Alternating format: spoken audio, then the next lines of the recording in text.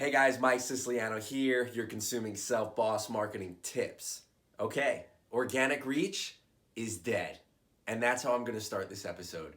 Because from my own experience recently, I have noticed there is no such thing as organic reach anymore. I'm going to tell you a little bit about why. And I'm going to tell you a little bit about what you can do to combat the fact that there isn't as much organic reach as there was, say, 5 years ago.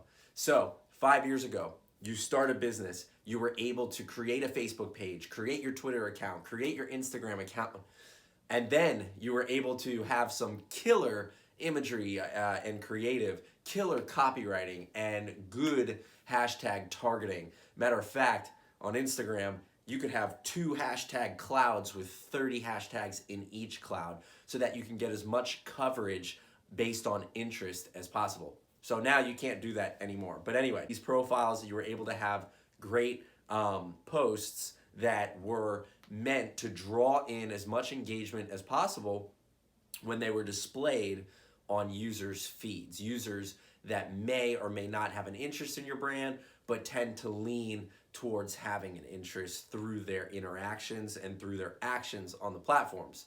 So, your major players, Facebook, Twitter, Instagram, they all, even Tumblr, they all would serve you content based on what they thought you liked. Now we've shifted.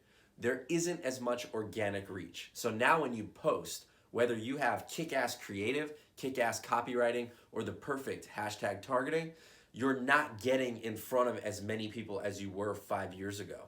And if you're not in front of people, they're not going to see your brand, they're not going to engage with your posts, and they're not going to follow your brand. Therefore, it's very tough to get customers on social media now. It's a completely different game. There just isn't as much organic reach as there used to be. So your post isn't getting in front of as many people who might be interested in your products or services or brand, which means you can have kick-ass creative, but no one's going to see it. You can have kick-ass copywriting, but no one's going to see it. Back to the hashtags, you were able to have 2 clouds of 30 hashtags each. You would put one in the post itself, and then you would put one in the comments section. So the maximum was 30 hashtags, and you can go 30 over 30, and you are okay. By doing this, you were targeting a wide variety of interests, which means that you were showing in a wide variety of feeds on the platform. So now Instagram's algorithm completely changed this year. They are not allowing as many hashtags. They're banning hashtags that they feel are being abused, and they're suppressing content that they feel customers aren't engaging with. How can you combat this? How can we combat this as entrepreneurs, as small business owners, as social media advertisers for large companies, as social media consultants? What can we do? The answer is simple. It's paid advertising. Paid advertising on these platforms now takes precedence over anything organic. So from the beginning, these platforms knew the only way to monetize themselves was through advertising. They built buzz through organic reach, through brands being built on their platforms, and then they pulled back on organic reach and they force you to pay to have the same reach as you once did organically. So by paying, you are able to segment your audience. You are able to target the correct people so that only users who are interested in your products or services are clicking, and that's when you're spending your money. They were nice about that. Now you do have to look at what platform you're posting on. Probably not the best idea nowadays to cross-channel your posts, meaning probably not the best to have the same post on multiple channels because your audience on these channels are different. Facebook, about 30 to 35 years and above are utilizing that platform the most today.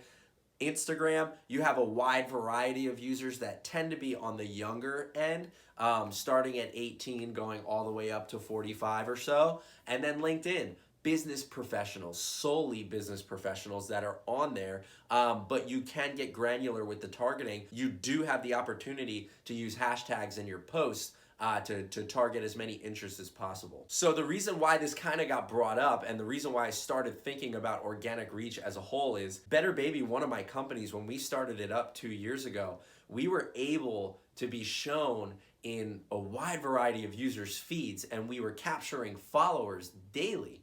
And this is because we were reaching more users who weren't followers. We were showing up in the feeds of users who weren't already following us. So now, if you log into Instagram, you can actually view some insights on each post, and you'll notice that there's a little section called organic reach. You'll notice that your organic reach for users who aren't following you might be somewhere around 1% on your Instagram posts. This means that 99% of the people who saw your posts were following you, 1% of people weren't. This is not gonna work when building a brand. That means out of every 100 people, you're only displaying your post to one new person who has never heard of your brand before. It didn't used to be like this. It used to be around 20 to 30% non-follower reach. So what can you do to boost your organic reach? Is it completely dead, or do you have some options? So there is hope with organic reach. There are some little things that you can do to try to boost it as high as possible. It'll never be what it was 5 years ago, but the little things that you do can help. The first thing is engagement. As soon as somebody engages with your post, it's important that you comment back to them. If the platform sees that you're engaging with their users, that means that you're delivering a better user experience for the platform's users, and in return, the platform is going to want to display that post in front of more people. So using the correct hashtags and relevant hashtags to the imagery or to the content that's within the post is critical. If you're using a hashtag that isn't relevant to what's inside of the photo or inside of the copy, then users who aren't interested in that particular product or that particular service are going to see your ad, and they're going to keep scrolling. They look at the ratio of how many people are scrolling past your post and how many people are stopping to engage with it.